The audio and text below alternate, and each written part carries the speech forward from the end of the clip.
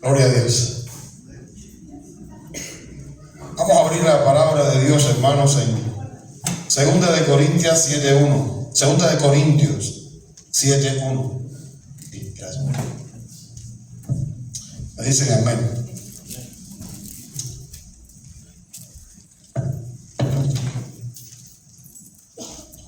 Gloria a Dios. Dice la palabra de Dios. ¿Están ahí? Así que, amados, puesto que tenemos tales promesas, limpiémonos de toda contaminación de carne y de espíritu, perfeccionando la santidad en el temor de Dios. Oremos. Señor y Padre, te damos gracias por tu amor, Señor. Te damos gracias, Padre, porque tú eres bueno y eres eterno. Te pedimos ahora, Padre, en el nombre de Jesús, que la palabra, Señor, que sea predicada, sea tu palabra, Señor. Que esta palabra llegue al corazón de todos nosotros. Que podamos entender, Padre, tus misterios. Que podamos entender, Padre, tu voluntad, Señor, para la iglesia. Bendícenos, Señor. Llénanos con tu gracia. Llénanos con tu amor, Padre. Y permite que podamos salir edificados con tu palabra, Señor. Muévete en medio, Señor, de nosotros. Atamos y reprendemos en tu nombre todo espíritu demoníaco, Señor, y todo lo que se levante en contra de ti. Ahora te estamos glorificando, Señor, en el nombre poderoso de Jesús. Amén. Pueden sentarse, hermano. Bueno, agradezco a Dios que me dé esta oportunidad y a mi hermano Joel que me llamó. Me dijeron que es un culto de hombres, así que vamos a estar dirigidos a los hombres, aunque también para las mujeres. Miren, hay 3 principios que todo hombre de Dios debe priorizar en su vida. 3 principios. Crear una familia y poner a Cristo en el centro. Todo hombre de Dios debe priorizar tener familia. Porque esa es la voluntad de Dios. Dios quiere que tengamos familia. Pero no basta con tener familia. Dios quiere que pongamos en el centro de nuestra familia a Jesús. Jesús tiene que estar en el centro de una familia cristiana. Un hombre de Dios tiene que buscar esto. Segundo principio, sacar tiempo para enseñar a sus hijos a amar a Jesucristo y enseñarle el temor de Dios. Hay que sacar tiempo, es una obligación del Padre sacar tiempo para hablar con sus hijos de Jesús, para enseñarle a sus hijos de Jesús y para enseñarle el temor de Dios. Eso es parte de nuestra responsabilidad como hombre. Y tenemos uno tercero: proveer para la familia. En esos 3 principios valoramos al hombre de Dios. Crea familia, pone a Cristo en el centro de la familia, saca tiempo para hablar con sus hijos, para enseñarle de Jesús y para enseñarle temor de Dios. Porque la base de la iglesia es la familia. La iglesia se nutre de familias, pero no de cualquier familia. Familias santas, familias que tengan temor de Dios, familias que entiendan que tienen que ser diferentes al mundo que está allá afuera. Eso edifica la iglesia, eso fortalece la iglesia, eso hace que la iglesia sea madura y sostenible. Pero esto también influye en la sociedad. Una sociedad próspera, una sociedad duradera, es aquella que se nutre de la iglesia. Los países que después de la protesta de Lutero en el 1496 abrazaron a Jesús como el centro de su sociedad, hoy son países prósperos. Alemania, Finlandia, Dinamarca, Países Bajos, Inglaterra, Estados Unidos, estos países abrazaron y pusieron en el centro de la sociedad a Jesús, mientras los otros países de Europa pusieron en el centro al hombre a través de otro tipo de religiones. El mundo que usted conoce hoy, el que le rodea a usted, ha sido prosperado y bendecido por la mano de Dios. ¿A través de quién? De la iglesia. Es la iglesia la que ha bendecido al mundo. Aleluya. No son los musulmanes que están perdidos en bronca. No, es la iglesia y la iglesia evangélica. Aleluya. Cuando la iglesia evangélica se levantó en Inglaterra con el movimiento metodista, en el siglo XVIII transformó la sociedad de Inglaterra. Inglaterra era un país alcohólico y cada 10 casas había una taberna. Y cuando el movimiento metodista se levantó con la palabra de Dios, transformó la sociedad. Si usted mira Estados Unidos, en todas las esquinas hay una iglesia. Iglesia gigante para capacidad de 5,000. Iglesias que están vacías hoy. Y por eso es que Estados Unidos hoy empieza a morir. Pero no quepa duda que todavía es el único país en el mundo que manda a personas a evangelizar en todas las partes. Es el único país, no hay otro. Es el único que se mantiene. Tengo un hijo de 14 años. Un día me dice: papá, hay un muchacho en la escuela. Yo conozco a la mamá y al papá del muchacho, son cristianos. Me dijo que él es homosexual, que él es gay y que a él le gustan los hombres. Que cuando él sea grande se va a casar con un hombre y que se va a apartar de su mamá y su papá. Él me dijo a mí también que él no cree en Dios, que él va a la iglesia para complacer a su mamá y a su papá. ¿Qué hiciste, hijo? Le dije que el diablo se lo iba a llevar, porque la única manera que iba a ir para el infierno, porque ese no era el proyecto de Dios. Y fui corriendo a la oficina de la consejera y le dije que me quitara de esa aula, porque yo no quería estar más al lado de ese niño. Yo no le dije eso. Yo lo único que hago es decirle, cuando converso con él: todo pecado, mi hijo, tiene consecuencias. Hay consecuencias por el pecado. Y él me pregunta y yo le contesto. Y yo le digo: las consecuencias del pecado son catastróficas. Y él me dice: papá, y si yo le pido perdón a Dios, Dios mío, si tú le pides perdón a Dios, Dios te va a perdonar. Pero la consecuencia del pecado lo tienes que pagar.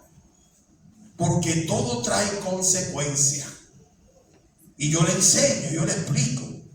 Si tú honras a Dios, si tú guardas a Dios, si tú respetas a Dios, si tú cumples con lo que Dios nos pide, tú vas a ser bendecido. Porque esa es la consecuencia de honrar a Dios. Esa es la consecuencia. Pero si tú pecas deliberadamente, también vas a tener consecuencias. ¿Sabe por qué le puedo explicar esto a mi hijo? Porque no priorizo el dinero, priorizo la familia. Amén. ¿Cuántos padres no saben lo que le están diciendo a sus hijos en las escuelas? Sus hijos van a la escuela de lunes a viernes, 8 horas diarias, y allí lo empiezan a envenenar. Vino la directora y me dijo: ¿por qué usted no está de acuerdo en que a mi hijo se le dé clases de sensualidad? Tuve que firmar un papel, como que yo como padre no estoy de acuerdo en que le den clases de sensualidad. ¿Y por qué no estás de acuerdo? Digo: porque yo pienso que yo como padre le puedo dar esa información. Ok, yo no sabía que se trataba en aquella clase, pero cuando me enteré, en la clase se enseñaba cómo tienen relaciones sexuales un varón con otro varón. Y yo cuando vi eso me quedé, dije, wow. En otro momento hay una clase que es para que el niño aprenda cómo inyectarse la droga, porque supuestamente hay muchos niños que mueren en este país porque se intercambian las jeringuillas y se infectan. Entonces hay una clase para eso. Yo le dije a la directora, mi hijo no necesita esa clase. Yo le puedo explicar, nosotros no consumimos droga. Tuve que firmar otro papel. ¿Qué pasa? Yo no sé aquí cómo ustedes le dicen, pero en Cuba, por ejemplo, las casas que tienen ese palo en el medio, le llaman horcón. Hay un palo aquí central donde todo el techo va. ¿Saben lo que les estoy explicando, verdad? Bueno, usted como hombre es el horcón de su casa. Cuando eso que está en el medio, usted lo quita, ¿qué pasa con el techo? Se cae. Si usted como hombre no es hombre, porque hay que ser hombre para poder llevar una familia santa.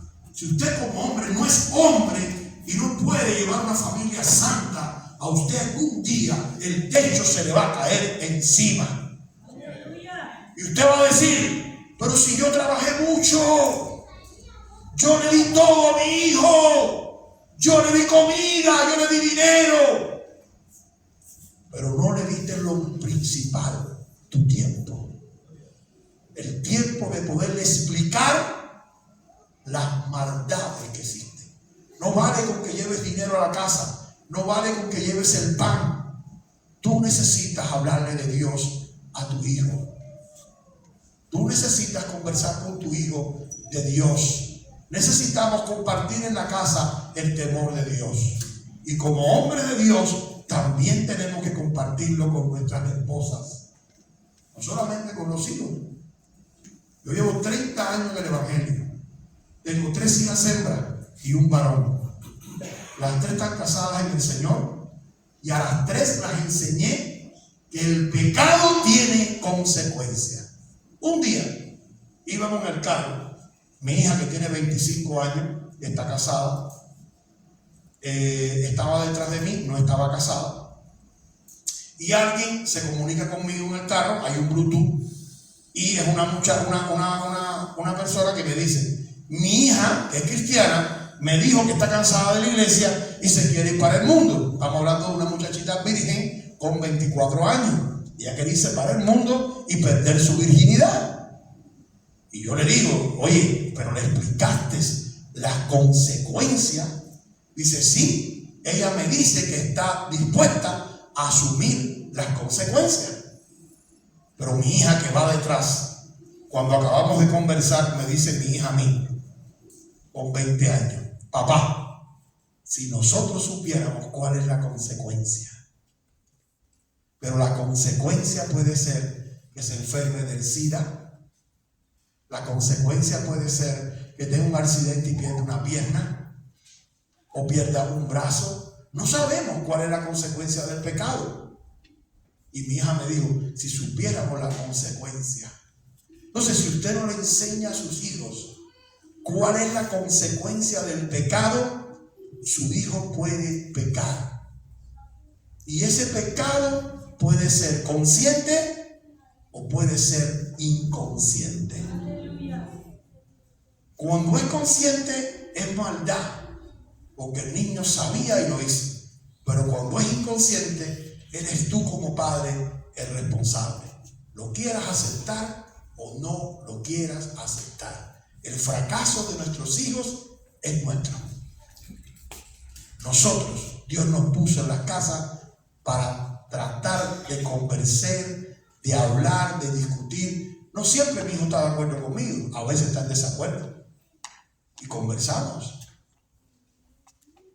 Tengo una hija que, si yo le decía, papá, ¿por qué es importante casarme, señorita? Es importante casarte, señorita, porque cuando tú llegues al altar, tú le vas a entregar tu virginidad a Dios, espiritualmente. Y el varón le va a entregar su virginidad a Dios. Y esta virginidad quiere decir que ustedes confiaron en el Señor para que el Señor traiga bendición sobre ustedes.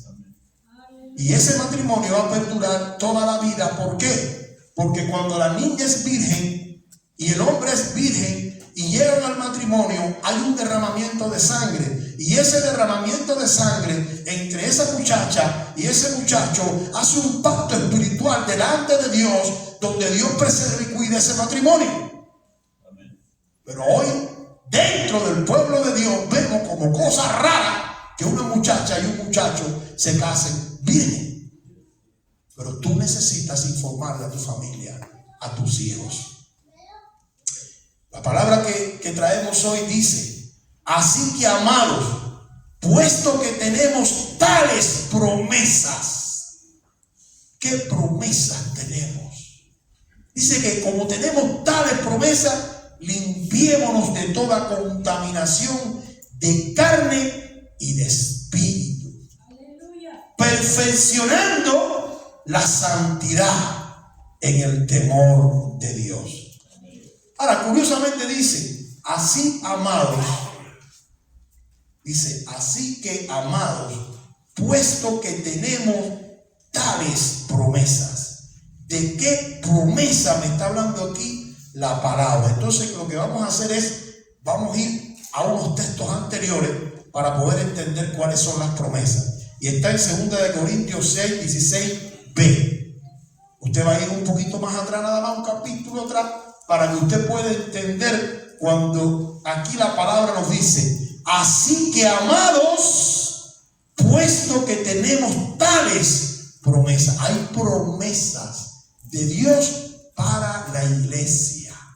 Y basado en esas promesas, es importante que yo converse con mi familia, que yo hable con mi hijo, que yo converse con él, que él me pueda entender, que yo lo pueda entender. Ustedes saben que los niños a esa edad son rebeldes y a veces quieren que ellos se lo saben todo. No importa, tú tienes que darle información.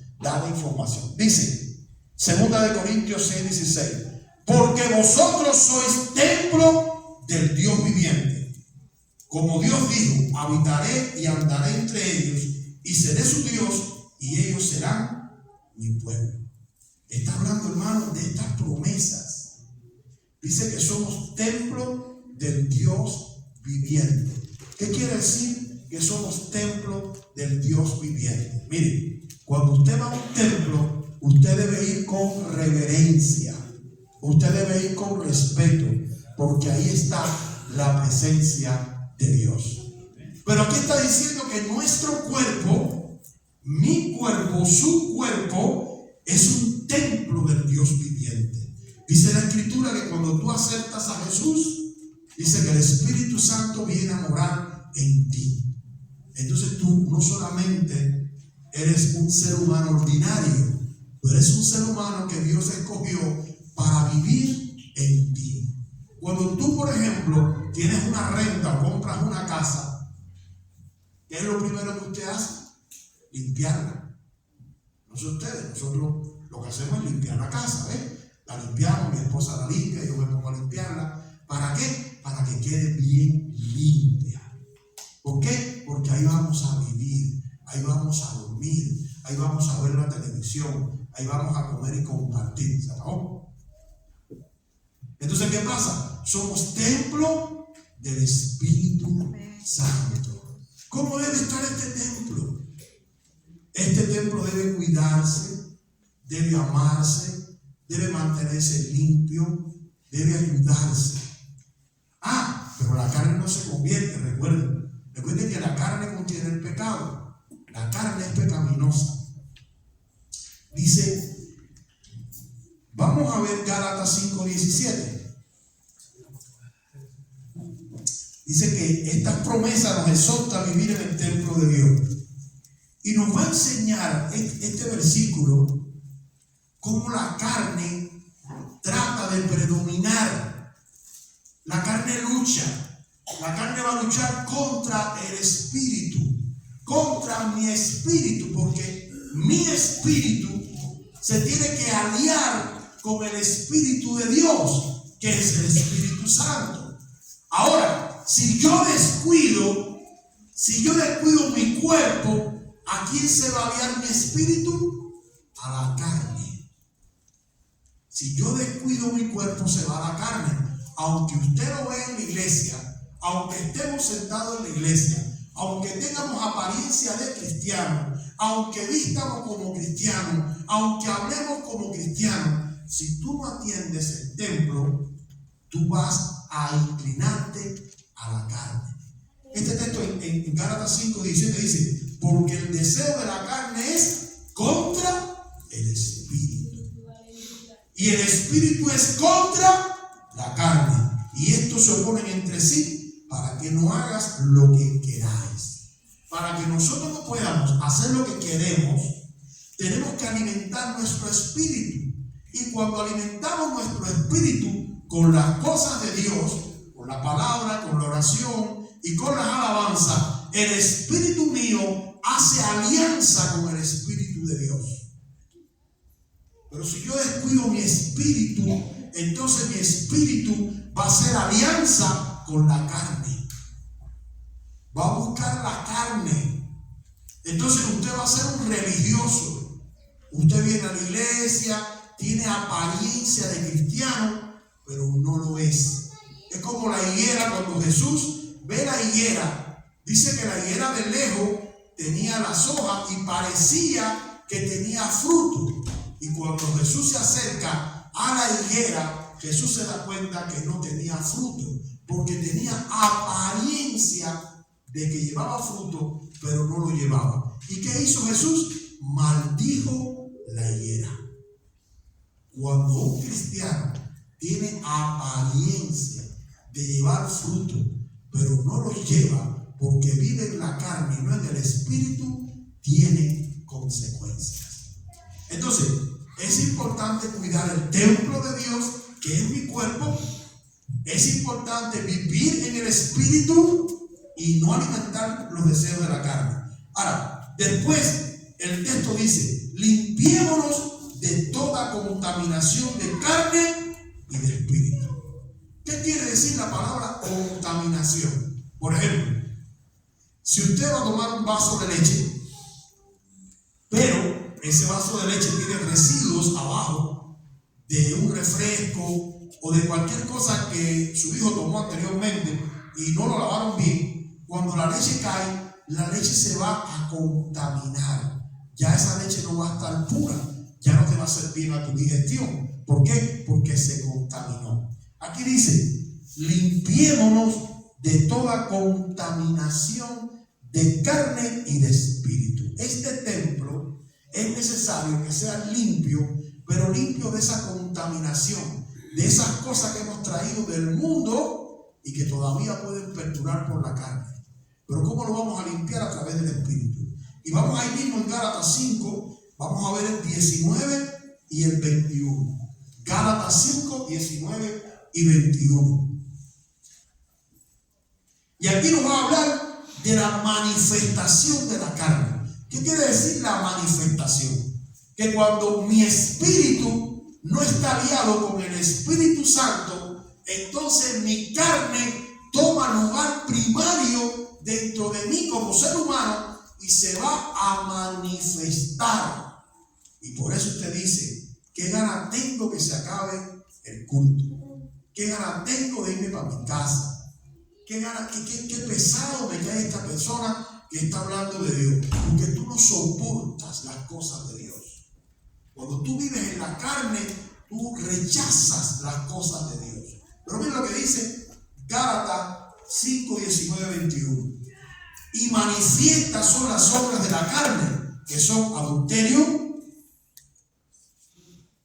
Es decir, va a ser manifiesta porque vas a empezar a mirar, tú eres un hombre casado, y vas a empezar a mirar a las mujeres que no son tuyas, codiciándolas con la vista. Las mujeres saben de lo que hablo. Una mujer sabe cuando un hombre la mira sanamente y cuando un hombre la está mirando porque la codicia. Y eso es adulterio. O un joven que tiene una novia y coquetea con otras muchachas cuando no está delante de la novia.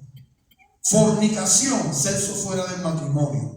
Inmundicia, lascivia, idolatría, hechicería, enemistades, pleitos, celos, ira, contiendas, disensiones, herejía, envidia, homicidio, borrachera, orgias y cosas semejantes a esas, acerca de las cuales os amonesto, como ya os lo he dicho antes, que los que practican tales cosas no heredarán el reino de Dios. Cuando permitimos que la carne tome lugar, esta carne nos va a destruir. Ya no vamos a ser cristianos prósperos, contentos, alegres. Y cuando yo hablo de prosperidad, no solamente hablo prosperidad financiera, hablo la paz. Esa paz que debe existir en tu hogar, en tu casa, con tu pareja, con tus hijos, con tu mamá, con tus hermanos. Esa paz que te va a caracterizar. Porque evidentemente nos encontramos en conflicto en la vida diaria, pero ¿cómo yo hacer frente a un conflicto? Si dice que cuando hablamos de las promesas, nos decía, número 1, cuando leíamos 2 de Corintios 6:16, somos templo del Dios viviente. Pero después dice, Dios habita y anda entre nosotros. ¿Qué pasaría si usted pudiese ver con ojos espirituales y Dios le permitiera a usted ver a Dios paseando alrededor de usted? O que usted pudiera sentir la presencia de Dios. Miren, a veces cuando vamos a orar, oramos en la carne. ¿Qué es orar en la carne? Me tiro rápido y Padre, bendíceme, lléname, no sé qué, me voy y tal y vamos. Cuando oramos en el Espíritu, nos tiramos de rodillas y esperamos unos minutos. En esos minutos entramos en paz, cerramos los ojos, dejamos la mente vacía y poco a poco empezamos a sentir cómo nosotros vamos a ir sintiendo una comunión con Dios. Y usted empieza en ese momento quizás a llorar, quizás comienza a hablar con Dios. Lo que vas a hablar a veces no es pedirle tanto para que te dé, sino alabarlo. Entonces, qué importante es que usted sepa que Dios habita dentro de usted. Cuando vayas a orar, ten presente que Dios habita dentro de usted. Pero no solamente dice que habita, dice que anda entre nosotros. Él anda entre nosotros. Dice, será nuestro Dios. Cuando dice la Biblia que Dios será nuestro Dios, Él está diciendo, yo voy a ser tu papá, yo voy a ser tu protector, yo voy a ser quien te guarda, yo voy a ser tu proveedor, yo voy a ser quien te va a alcanzar, yo voy a ser el que te va a favorecer, yo voy a ser el que te voy a rodear para que nada malo te pase. Yo he estado manejando y he tratado de voltear a la derecha, pero por el espejo no he visto que me tenga un carro cerca. Y de momento el carro ha hecho así para allá y yo para acá y no he tenido un accidente. ¿Cuántas cosas pasan en nuestra vida diaria que tú sabes que es la mano de Dios protegiendo tu vida? Entonces cuando Dios dice, yo quiero ser tu Dios, Dios está diciendo, yo soy tu protector. Muchas veces no entendemos que hay cosas que nos pasan que parecen para nosotros malas, pero pudiera ser peor. No es peor porque Dios es nuestro Dios. Dice, seremos su pueblo. ¿Qué simboliza que seamos su pueblo? Ahora mismo cuando usted ve la televisión, la organización terrorista de Hamas está lanzando miles de misiles en contra de Israel y ninguno cae en tierra. No hay misil que caiga en tierra. Y si quiere una explicación de lo que pasó, de los casi 2,000 personas que Hamas entró y mató, es porque era una fiesta pagana que se estaban burlando de Dios. Allí no se estaban glorificando a Dios.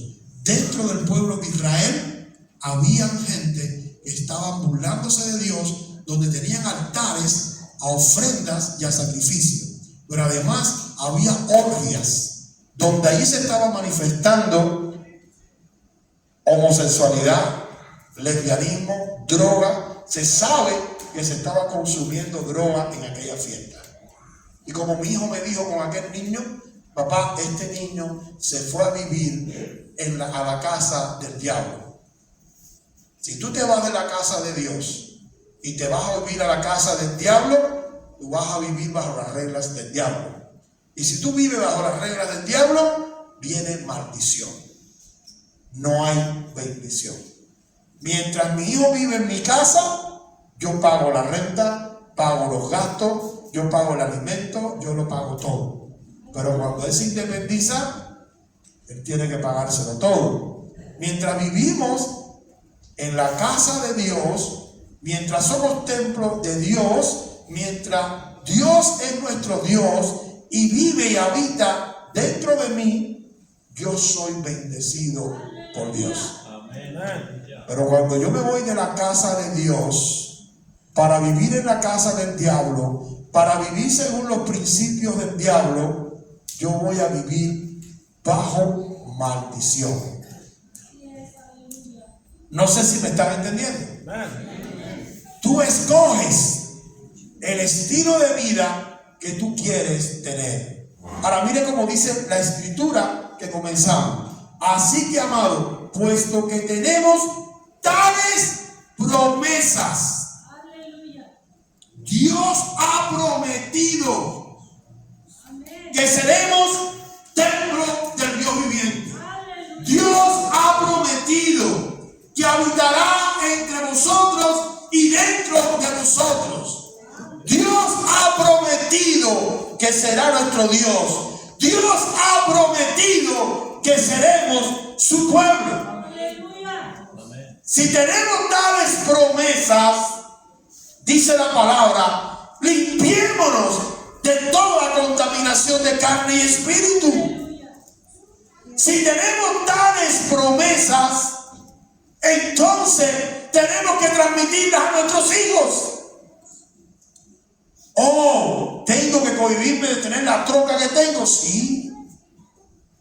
¿Tengo que cohibirme de la casa de lujo que me quiero comprar? Sí. ¿Tengo que cohibirme de los paseos que me quiero dar? Sí. ¿Por qué? Porque tengo que menguar mi economía para darle más tiempo a mi familia. Porque si me voy a las 6 de la mañana y regreso a las 9 de la noche, yo voy a ver a mis hijos durmiendo y los voy a ver cuando venga durmiendo. ¿Y en qué tiempo hablo con mis hijos? Entonces es preferible tener menos dinero y enseñar a nuestra familia, enseñar a nuestros hijos. ¿Por qué? Porque tenemos tales promesas. Hay promesas de Dios. Y lo que tú hoy le transmites a tus hijos pequeños, ellos se lo van a transmitir a sus hijos y a los hijos de sus hijos. Y eso va a formar una generación santa. La razón por la cual muchas personas viven vidas desastrosas hoy es porque no tuvieron un papá que les habló. Pero dice la Biblia, porque tenemos tales promesas, promesas que nunca en la vida se le dio a nadie. Jamás Dios le dijo a alguien, voy a ser tu templo y voy a vivir en ti. Estamos hablando de un Dios grande, un Dios que creó el cielo y la tierra, un Dios que es el dueño del oro y de la plata. ¿Por qué? ¿Por qué nos cuesta tanto trabajo desprendernos de las cosas del mundo? ¿Por qué nos cuesta tanto trabajo en nuestra casa, en nuestro hogar, contaminarnos con chisme, hablando mal del hermano? ¿Por qué? Porque somos tan miserables que cuando tenemos una posición, a las personas que están debajo de nosotros las queremos explotar y no somos justos. Tenemos que entender que somos cristianos. A veces un cristiano te va a hacer un trabajo en tu casa y te quiere cobrar más caro que el mundano. ¿Por qué? Si dice que Dios habita en ti.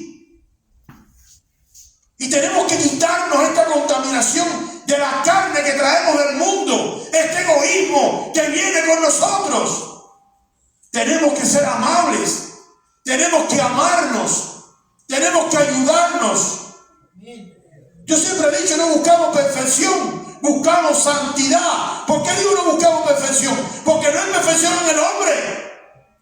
Porque nuestra carne no se convierte. Necesitamos ir a la rodilla todos los días y decirle, Señor, límpiame, porque pecamos diariamente. Lo dice la Biblia, no lo invento yo.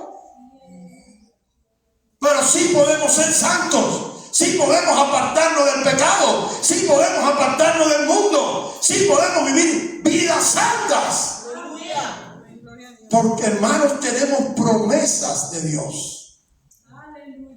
Dice que Dios nos ha escogido como su pueblo, pero un pueblo santo.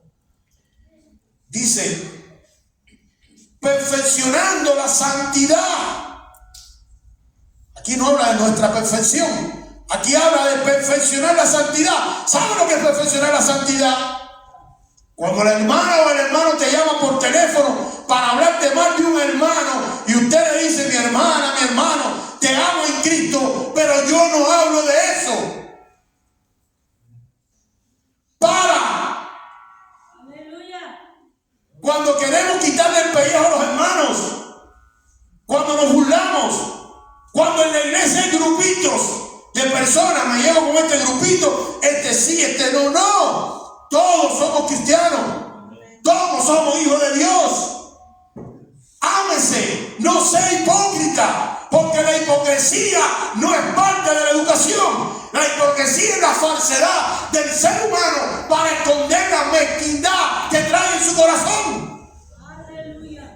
Cuando tus hijos en tu casa te ven, no hacen lo que tú dices, hacen lo que tú actúas, lo que hay en tu corazón. Dios no mira tus palabras, Dios mira tus acciones. ¿Cómo actúas? Muchas veces, cuando oramos a Dios, entienda esto: Dios no escucha lo que tú estás diciendo con tus labios, Dios escucha lo que tú dices con tu mente. Porque muchas veces tu mente anda por un lugar y tus palabras por otro. Pero Dios quiere que tú coordines tu mente, tus palabras y tus acciones. Que tus acciones, tu palabra y tu mente estén conectadas con el Espíritu Santo de Dios. Ayúdate. Mire, vamos a leer Hebreos 12, 14, 15. Hebreos 12, capítulo 12, versículos 14 y 15.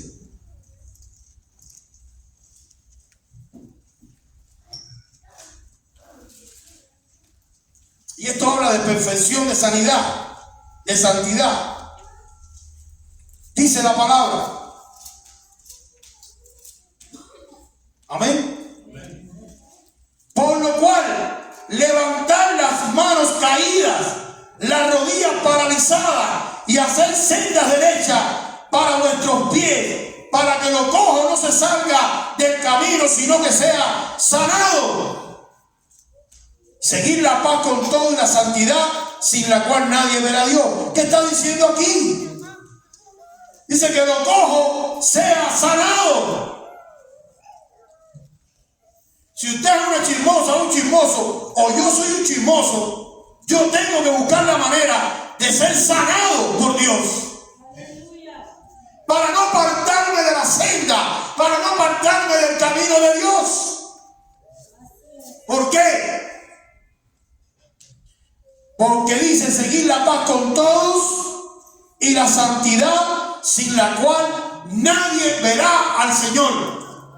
Si no hay santidad, no vas a ver al Señor. Seas quien seas, tenga la posición que tengas, tú necesitas ser santo, porque la santidad es luz y el pecado es tiniebla. Y si tú vives en el pecado, si tú vives en la tiniebla, si tú vives en la mentira, tu casa va a ser casa de tiniebla. Aunque aparentemente vengas a la iglesia, aunque aparentemente toda tu familia venga a la iglesia. Si cuando vas a tu casa tú hablas de chisme, hablas en contra de tus hermanos, si en tu casa no hay paz, si en tu casa no hay santidad, entonces esto va a traer consigo que el techo un día se te va a caer encima. Y vas a decir, ¿cómo pasó? Si yo lo llevaba a la iglesia, si ellos iban conmigo a la iglesia, porque no es la iglesia la que va a edificar tu familia. Eres tú como hombre delante de Dios quien va a edificar la familia. Eres tú como hombre de Dios quien tiene que sacar tiempo para hablar con tus hijos. No es el pastor. A la iglesia viene quizás una hora a la escuela dominical, pero está 40 horas en la semana en el mundo, en la escuela secular. Y ahí aprende las cosas de la carne. Porque viene la amiguita y le dice, tú eres boba. ¿Por qué tú eres virgen con 22 años?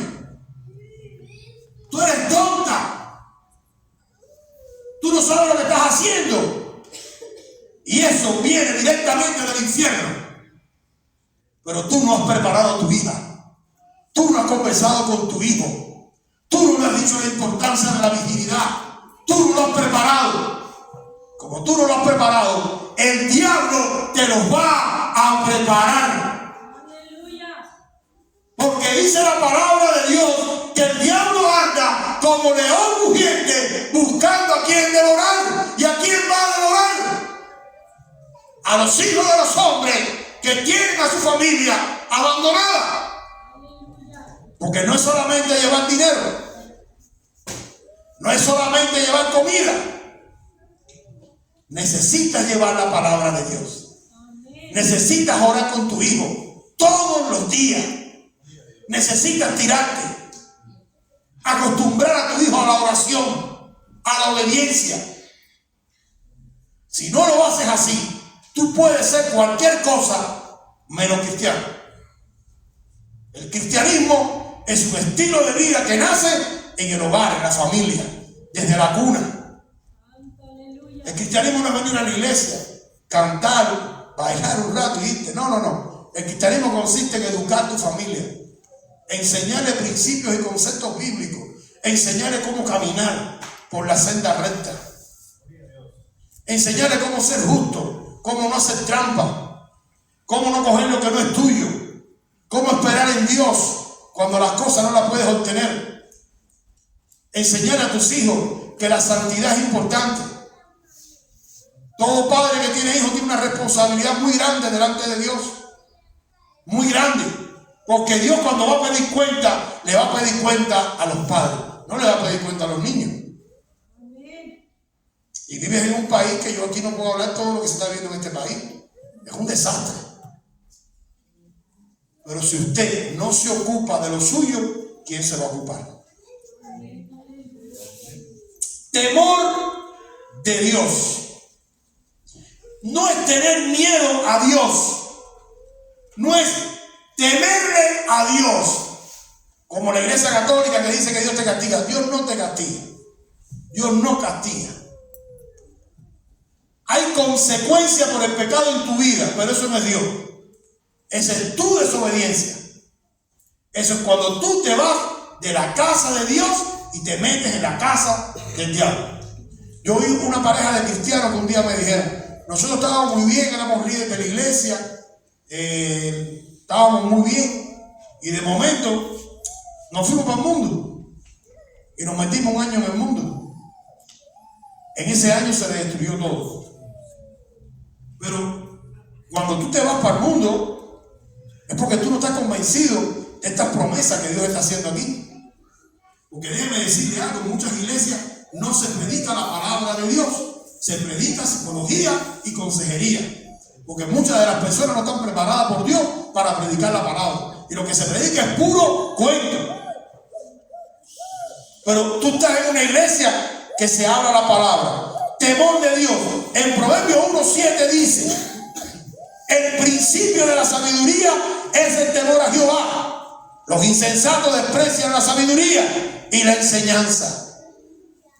Cuando tú le enseñas a tus hijos, a tu familia, como hombre de Dios, a tener el temor de Dios, tú estás haciendo que tus hijos y tus hijas sean sabios. Van a tomar decisiones sabias en la vida, porque ellos van a saber qué es bueno y qué es malo. Pero para eso tú tienes que dedicarle tiempo a la familia. ¿Por qué insisto tanto en el tiempo? Porque es lo que nadie le está dando aquí a la familia. Es un país que todo el mundo está enfocado en el dinero. Y cuando mira sus vidas, estoy seguro que hay gastos excesivos. Podemos hacer arreglos en esos gastos. Arreglos en esos gastos para trabajar menos y ocuparnos más de la familia. Cuando tú le enseñas temor de Dios a la familia, le estás enseñando sabiduría. Porque cuando tu hija tenga un novio y el novio la quiera tocar donde no puede tocarla, ella le va a decir no, porque eso no le agrada a Dios. Porque ella tiene temor de Dios. Y cuando la niña le diga al varón, tócame en este lugar, el varón le va a decir no, porque yo tengo temor de Dios. Y no va a tener pena. Pero tú tienes que formarlos.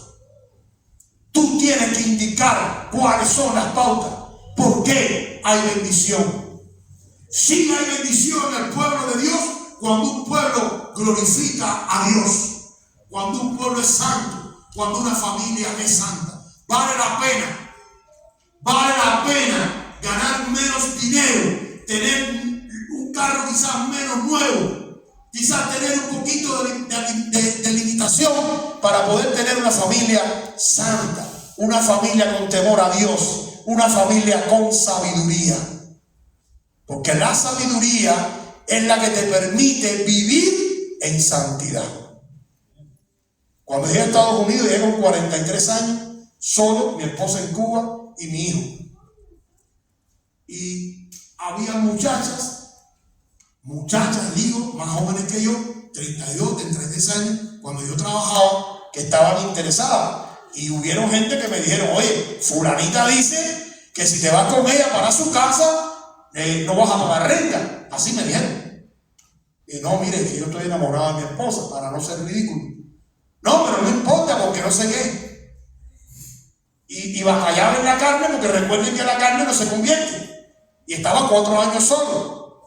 Pero yo tenía algo bien presente. Si yo fallaba, no iba a tener a mi familia a mi lado. A mí Dios me lo decía. Y yo tenía temor de Dios, de fallarle a Dios. Y yo me mantuve en santidad por 4 años, esperando a mi esposa y a mis hijos. Y no por perfección, por temor. Porque sabía que todo lo iba a perder. Entonces, cuando tú tienes temor de Dios, por añadidura adquieres sabiduría. No porque tú eres sabio.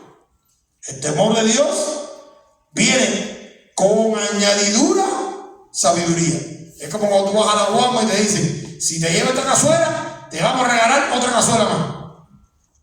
El temor de Dios trae como añadidura sabiduría. La sabiduría es la consecuencia del temor a Dios. Cuando tú temes a Dios, cuando tú te frenas a la carne, en ese momento es un acto de sabiduría.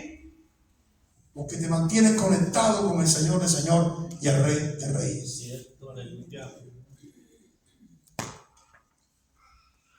Dice que si quieres tener familia santa, hogar santo, comience a dedicarle, varón, tiempo a la familia.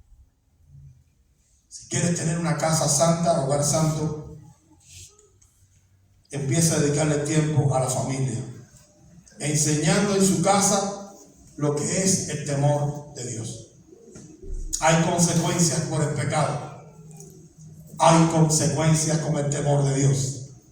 La consecuencia del pecado, dice la Biblia, es muerte. La consecuencia del temor de Dios, dice la Biblia, es sabiduría. No son mis palabras, son palabras de Dios. Dios dice que hay muerte y hay sabiduría. Tú escoges si quieres muerte espiritual para tu familia o si quieres sabiduría. Los hombres somos llamados a formar familias sólidas, llenas del Espíritu Santo, llenas de Dios. A mí me consta que aquí, en esta iglesia, hay familias de Dios. Hay familias que honran a Dios. Hay familias que se nota, que se ven, que hay sabiduría en su hogar. Entonces, seamos imitadores de esas familias. Póngase de pie, mi hermano. Voy a pedir que se ponga de pie si puede. Póngase sobre su pie.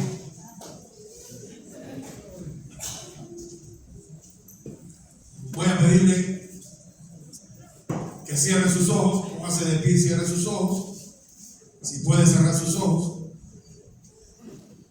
Ponga su mente en blanco.